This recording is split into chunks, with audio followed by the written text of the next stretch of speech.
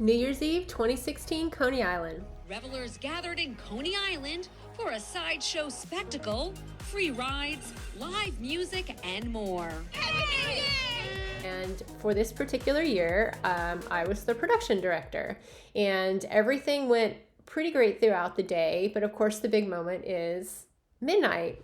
And what was supposed to happen was that we have a synchronized fireworks show that goes along with pre-recorded music. So we had practiced earlier in the day.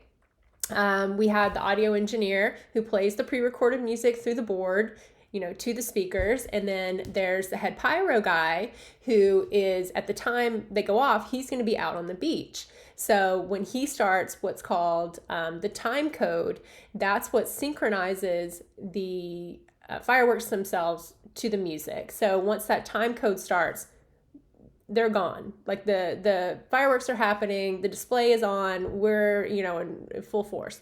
So there's a external box that's that was next to the soundboard, and somebody had to push the two buttons on that box. So what happened with that is that you dial down on the PA system that the public hears, that you dial down the time code so that nobody hears that, and then you pump up the pre-recorded music so that that's what people hear. So for some reason, and I'm not an audio person, but this was on a separate little, just smaller box, and it wasn't part of the soundboard. So the audio engineer had no control over this, and the pyro guy's out on the beach, he had no control. So they needed a third person who could do this.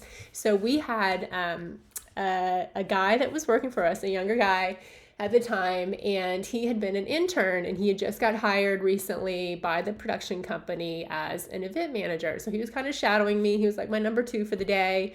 And in the great words of, you had one job. He had one job.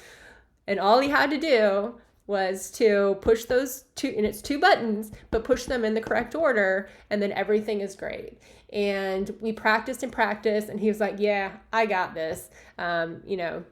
He was pretty sure of himself and felt like he had it on lock. So we get there to midnight, and the countdown happens. It's midnight, and he pushes the buttons in the wrong order. So what we should have had was this. What we got was this. So I think you heard it if you were right around the PA system, but because it was New Year's Eve and there was just so much noise and calamity at midnight, I think most people didn't hear it. But once it went off and we realized that the time code was playing over the PA, because we're not the pyro people, nobody was willing to push the buttons in the right way or try to reset it just in case it disrupted the time code. So at that point, we were just glad that the fireworks went off. Most people didn't notice. And according to my friend Stephanie Simon from NYE, most people didn't notice. Friendly vibe and a countdown at the parachute jump. Okay, they didn't actually count down from 10 to 1, but the parachute jump did light up and the fireworks went off without a hitch.